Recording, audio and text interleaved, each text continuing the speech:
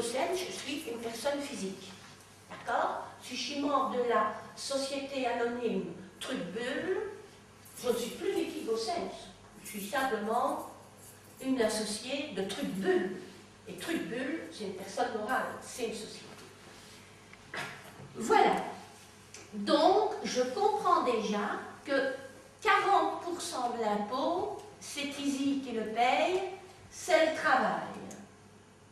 On est bien d'accord? C'est le travailleur.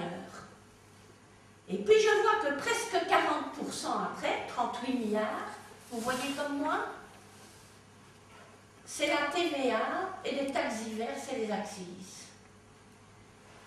Qui c'est qui paye la TVA? Est-ce que c'est les quelques-uns qui roulent en Rolls-Royce? Ne me demandez pas les marques de voitures, je ne connais pas. Hein, des grosses affaires. Ou c'est toutes les gens qui doivent manger tous les jours, toutes les gens qui prennent le bus tous les jours ou qui mettent de l'essence dans leur voiture tous les jours. Est-ce que c'est la masse qui paye la TVA? Ou c'est les quelques nantis qui ont une consommation somptuaire? Entendez-moi, à votre avis, c'est qui? C'est la masse, qui est infiniment plus importante, surtout dans une société où il y a une concentration du capital terrible, où finalement les riches sont de moins en moins nombreux, mais de plus en plus puissants en termes de concentration de capital. Mais ce n'est pas eux qui font le truc, parce qu'ils ne vont qu'une fois au restaurant par jour, hein. Ils ne peuvent pas y aller 6 fois, 7 fois ou 8 fois. La majorité des consommations, on ne sait pas les multiplier. Hein? Quand ils doivent se faire soigner, ils vont une fois à l'hôpital. Comme vous, hein? À part quelques objets de luxe, généralement qu'ils dépensent peut-être ailleurs aussi. Donc voilà déjà 80% de l'impôt qui est presque essentiellement soldé par la masse des travailleurs et des non-travailleurs qui, eux, doivent consommer. Je continue. ISOC. Vous savez ce que ça veut dire, ISOC? Ça veut dire impôt sur les sociétés. Ça va? Les entreprises, sociétés, bon, elles payent un impôt sur leurs bénéfices. Dans le chiffre qui suit, il n'y a pas que l'impôt sur les revenus des sociétés. Il y a en plus le précompte mobilier, c'est-à-dire ce qu'elles payent parce qu'elles ont des réserves financières propres avec lesquelles elles jouent. D'accord? Donc on a mis non seulement leurs revenus de société, mais en plus leurs revenus pour leur ingénierie financière. Et vous voyez là le chiffre de 9 milliards. Ok? Autrement dit, la contribution, la solidarité de tout le capital, d'accord? Voilà. Je n'ai pas besoin de vous dire le pourcentage que ça représente, c'est clair. Puis il y a aussi l'impôt sur le revenu du patrimoine. Je vous ai mis la rubrique, c'est la phrase jusqu'au-dessus du tableau. La rubrique impôt sur les revenus du patrimoine reprend le précompte mobilier des particuliers, c'est-à-dire les petits sous que vous avez sur votre carnet d'épargne. Hein? Ok? Vos petits intérêts. Le précompte immobilier, c'est-à-dire les sous qu'on vous prélève sur le revenu cadastral de votre maison. D'accord? Qui rapporte surtout en précompte immobilier? La masse ou les quelques nantis? La masse. Ok? Le Belge a une maison dans le ventre, et à part une minorité, hélas, le Belge est à plus de 70% propriétaire de sa maison. Il y a aussi là-dedans les droits de succession et les droits d'enregistrement, c'est-à-dire ce qu'on paye comme impôt quand on achète un bien comme une maison. Voilà, cet impôt sur la richesse, dans le fond, sur le revenu de la richesse, pas sur le patrimoine lui-même. Ok? Il est de 12 000 milliards. Quand vous avez vu ça, si je vous dis qui paye l'impôt, ben vous avez compris que ce n'est pas les entreprises, c'est massivement la population et ce n'est pas la richesse non plus. D'accord? En ça fait plus ou moins 20%. Les recettes parafiscales, c'est-à-dire les ONSS, etc., c'est le travailleur qui paye ça. De dire, ah non, c'est le patron qui le verse. Ah oui, c'est le patron qui le verse, mais ça fait partie du salaire brut. On est d'accord. Il ne faut pas se tromper. Voilà. Vous en avez vu beaucoup, et puisque nous devons discuter un peu de ces politiques d'austérité. Et oui, depuis le traité de Maastricht, on a dit la dette publique ne peut pas faire plus de 60%. Écoutez, mes petits chéris, en 90, notre dette, elle était encore pratiquement à 140% du PIB. Ça veut dire quoi le PIB? Tout le monde sait?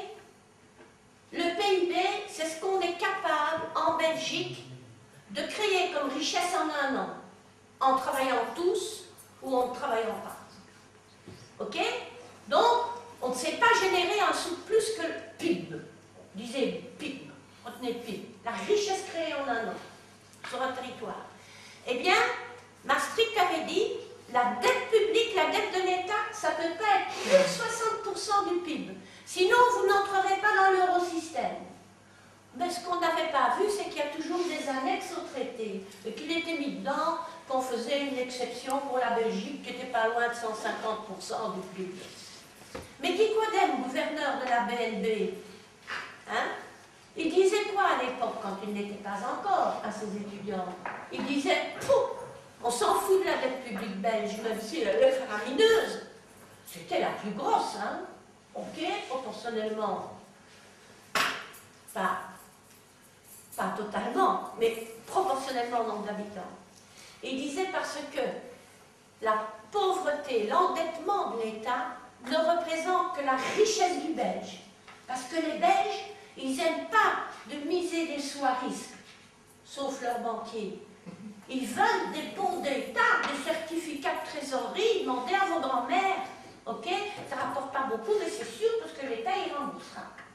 Vous me suivez? Donc ça ne représentait à l'époque que la richesse du Belge. Et donc il était mis en petit qu'on fermerait les yeux pour la Belgique. N'empêche que petit à petit, on a remonté cette dette pour arriver, juste avant la crise financière, à une dette qui faisait 84% du PIB. C'est-à-dire encore beaucoup plus que tous les pays européens, d'accord? Et puis depuis la crise financière, paf, on a reçu un coup dans les mâchoires, et maintenant la dette publique, elle refait 99% du PIB. Et alors on nous emmerde avec ça, et on est tout le temps en train de nous dire austérité. Comprenez bien, austérité, ça veut dire quoi? Ça veut dire qu'on peut plus faire du déficit budgétaire, on va un petit peu voir le chiffre. Ça veut dire qu'on doit diminuer la dette, donc pour tout ça, il faut payer. Et donc si on doit payer tout ça, on ne pourra plus payer tout ce qu'on paye pour le bien commun. C'est-à-dire tout ce qu'on paye en termes de dépenses publiques. Ok, la santé, l'enseignement, le chômage, la maladie, oui, la santé, les allocations familiales, j'en passe des meilleurs. On va vous reprendre un petit peu de tout ça. Me dites, ça fait 30 ans qu'on n'arrête pas de nous reprendre. On nous a bouffé des tas de petits trucs, ok, tellement petits, qui sont toujours passés subtilement sans bruit, puisque nous avons d'excellents médias, ok, et on ne les a pas vus passer. Maintenant, on commence quand même à se rendre compte qu'il s'est passé des choses, hein, qu'on n'a plus rien dans son caddie, qu'on dit, etc. Ok. On nous a pris, pendant de 82 à 87, on a dit, ah oui, il faut diminuer la dette à leur austérité, on vous prendra un index par an. Ça veut dire quoi, on vous prendra un index par an? Ça veut dire que chaque fois que la vie a augmenté de 2%, normalement, votre salaire augmente de 2%. C'est l'index qu'on dit. Vous savez bien ça? Oui, je dois m'arrêter? Bien. Eh bien, pendant toutes ces années-là, on ne nous l'a pas donné, les 2%. Puis les socialistes se sont ramenés dans le gouvernement, ils ont dit, c'est fini, nous, on ne fera plus ça aux gens.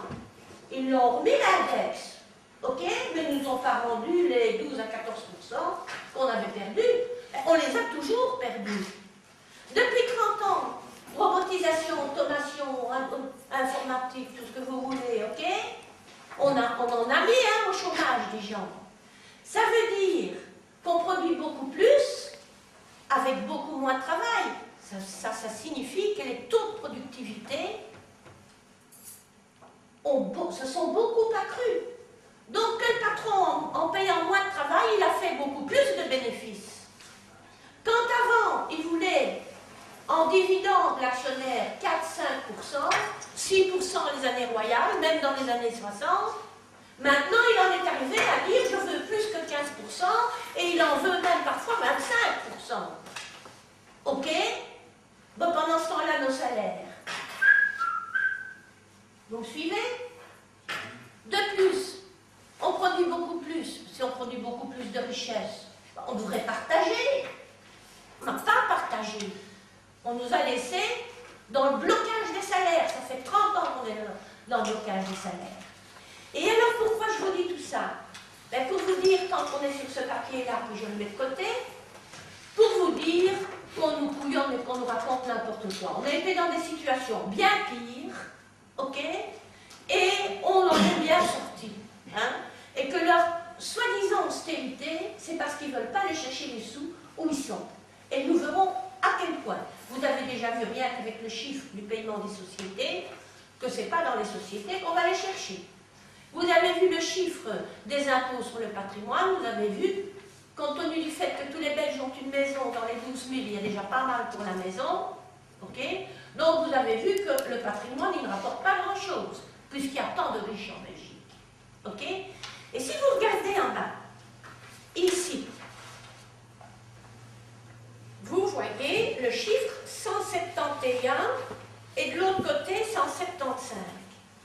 Ça signifie qu'il faut dépenser 175 milliards et quand on prend que les impôts, que l'ONSS et les petits machins vendus par l'État, on n'arrive qu'à 171. Donc il manque 4 milliards déjà. Vous me suivez? Ça s'appelle le solde, ça. Ok? Eh bien, 4 milliards, ce solde, il représentait 4% cette année-ci. En pleine crise, il a représenté 6%. Même Maastricht avait dit, pas plus de 3% de déficit budgétaire. Et il nous dit maintenant, c'est fini ça, de vouloir dépenser plus que ce qu'on gagne. On n'a que 4% au lieu de 3%, on est quand même pas mal mis. Et l'État, qu'est-ce qu'il nous dit? Oh, mais c'est normal qu'on a agrandi la dette, c'est normal qu'on a agrandi le déficit, c'est parce qu'on a aidé les banques. Pourri mensonge. On a mis notre fric, le fric de nous, de l'État, dans les banques pour les sauver. Mais chez Fortis, le plus gros paquet, il rapporte, mais on ne met pas dans le budget ce gars. Ok? Rassurez-vous, c'était quand même pas des milliards, mais bon. Ceci dit, deuxièmement, les banques vont devoir rembourser. Elles ne sont pas encore en mesure de rembourser. Il n'y a que les grosses banques qui ont fait des bénéfices. Les petites ne respectent toujours pas les critères minimums qu'il faudrait pour ne pas que ça pète à nouveau. Ok? Mais ça veut dire quand même que ce fric-là, il va revenir, alors qu'il ne nous en met pas tant que ça. Hein? Vous me suivez? D'autant que c'est moins que le pire qu'on a eu avant. Voilà. Ceci dit, comme la dette est plus grosse, je mets hors charge d'intérêt, il y avait un solde donc de 4 milliards. Mais sur la dette, il faut payer les gens qui misent dans notre dette. Et il y a un taux d'intérêt à payer, c'est une dépense. Celui-là, c'est 12 milliards, donc on avait un déficit de 16 milliards. Pourquoi est-ce que je vais dans ce détail-là? Vous allez comprendre après. On nous dit pour ces 16 milliards en 2015, ça doit être fini. Il faut avoir diminué cette dette. C'est trop 16 milliards. Les gens se disent, oh, ok, ils seraient prêts à être sages, à accepter ce qu'on leur demande. Moi je dis, si on avait voulu cette année-ci, on les avait presque les 16 milliards. Ok? Sans faire la révolution. En faisant tout simplement un peu de justice. On prend le deuxième papier.